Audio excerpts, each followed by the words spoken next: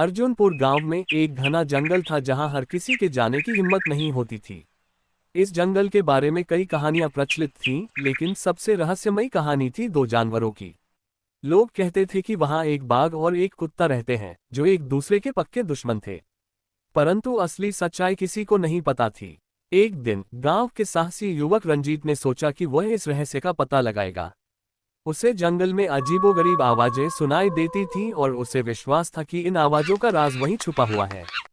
वह रात के समय जब चांदनी अपनी पूरी रोशनी में थी, जंगल की ओर निकल पड़ा। रंजीत के पास सिर्फ एक मशाल और उसकी जेब में एक छोटी सी चाकू थी। जंगल में प्रवेश करते ही ठंडी हवा चलने लगी। अचानक उसे झाड़ियों के पीछे से कुछ सरसराहट सुनाई दी। उसने मशाल की रोशनी से झाड़ियों की तरफ देखा, लेकिन कुछ भी नहीं दिखा। तभी उसके सामने अचानक एक बड़ा बाघ आ गया।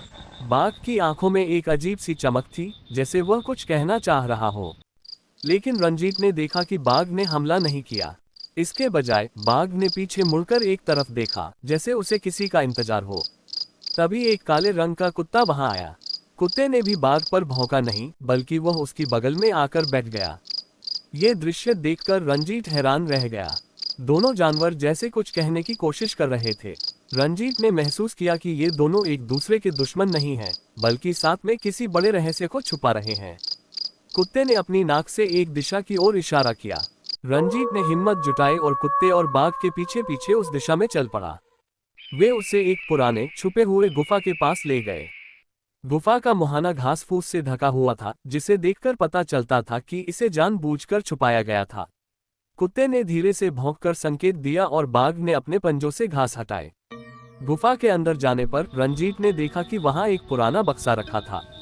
रंजीत ने बक्सा खोला तो उसकी आंखें चौंधिया गईं। बक्से में सोने के सिक्के, गहने और न जाने क्या क्या अनमोल वस्तुएं थीं। रंजीत ने समझा कि यह खजाना शायद गांव के किसी पूर्वज का था, जिसे बचाने के लिए इन जानवरों ने मिलकर इस जगह की रखवाली की। उसे याद आया कि गांव में बुजुर्ग कहानियां सुनाते थे कि कई साल पहले गांव के एक साधु ने खजाने को जंगल में छुपाया था और उसकी रखवाली के लिए दो जानवरों को चुना था। पर यह बात समय के साथ भुला दी गई थी।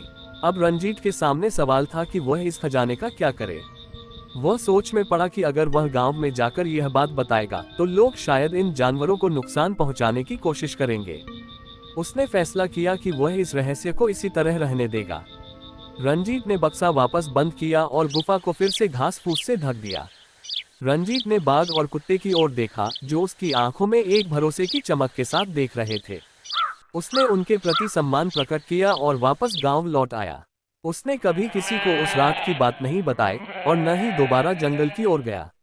कहते हैं कि आज भी वह बाघ और कुत्ता उसी गुफा की रक्षा कर रहे हैं। जो भी जंगल में जाता है वह उन्हीं की आवाज सुनता है।